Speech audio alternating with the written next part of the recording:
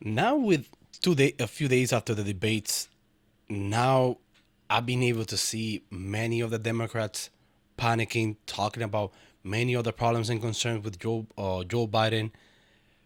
Personally, I always thought he was always mumbling. He had been mumbling since 2020. His mental health definitely doesn't look at his best, and the option was Donald Trump. Personally, I think the fact that we have two 80-year-old candidates as the best representative of the United States, I think it's lame. It's not a great look for the United States. But the fact that also the Democrats are trying to push Joe Biden as if it's Joe Biden from 2008, it's not even remotely the same. The guy can barely speak. The guy even I think even during first let's start with CNN being surprisingly fair. I did not see that coming. Comparing to previous year, you can definitely see the bias in the moderators. But this time around, it was very cordial. Everything looked good, well done professionally. I think CNN is definitely making some improvements in that regard. But what didn't help Biden was when Trump was speaking and they had the split screen where you could see Biden, and Biden looked bad. He was like, I was like, Jesus, that's just really embarrassing. And now what's coming up from the New York Times calling from Biden to retire, to concede. They're calling what to call Box, the Times, Washington Post. They all panicking. And the funny thing as well is, if he concedes, if Biden just decides to, hey, I'm not fit enough to compete this, who are Democrats going to push? Many people are talking Gavin Newsom because the guy can talk. That guy can be lying and talk to you like he's not lying at all. And the concern is, as a person who's libertarian, I'm wondering, hey, honestly, I prefer Biden over Gavin Newsom. Anyone that has traveled to the main cities in California, things don't look good over there. Unless Xi Jinping is going to California, in that moment, yes, California is gonna look wonderful, clean. But throughout the year, it looks horrible. Homeless anywhere, needles on the ground.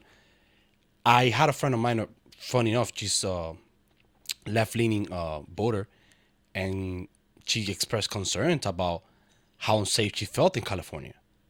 A person who voted for Joe Biden in 2020.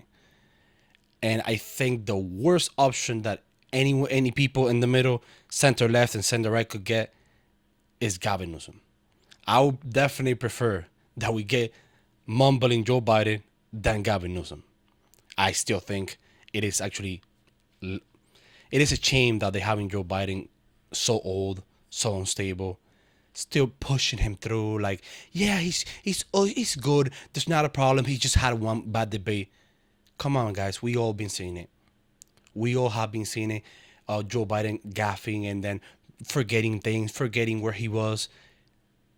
I mean, you feel at a certain point sometimes you want to kind of laugh because it's kind of funny sometimes, but at the same time you feel bad because we all had grandparents that maybe in the later stage they didn't look as good, and it didn't, you kind of have that memory when you see that. Personally, I had a grandma who passed from Alzheimer's, and you see how they're trying to cover that Joe Biden is actually on a great state, that he looks wonderful. He doesn't. He doesn't.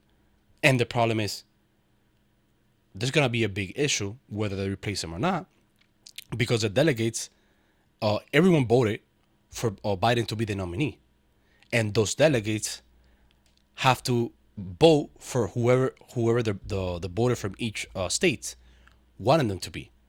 So if the voters picked Biden, and now Biden drops out, it's gonna be a uncomfortable thing. I'm not sure if it's unprecedented. I'm not sure if this has happened in the past, but definitely it's not gonna be a good look.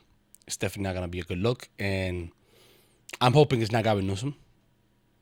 Personally, I'm not a fan of Joe Biden. I think maybe Joe Biden from 2008 looked a lot better. I think what Democrats used to stand for definitely was a lot different. I mean, back then I was younger, didn't follow politics as close as I did, but I've been able to see multiple debates, and you can see Biden looked sharp. Yes, he did a lot about his past and about his history, but the guy can speak. The problem is when you think about it, if people say, "Hey, vote for Joe Biden because you're voting for his cabinet," aren't we voting for a president to represent us? If the guy's not fit enough to even have a softball debate, because I don't think it was the heart of a debate for him, he just can't speak. So you're saying that unelected officials are going to be making decisions, and they're the ones who's going to be making those decisions for Joe Biden. So the public is not really represented. So then what do we have now? Let's see what happens. Let's see if what happens at the end with Gavin Newsom, and hopefully he's not the option. And let's see what happens. I think by August 20th we should have a confirmation. So far, Biden seems to be staying, even though some sources are saying that he's going to abandon his candidacy. I've seen all the reports saying the opposite, that he's still going to stay. So let's see what happens. All right, guys. Peace out.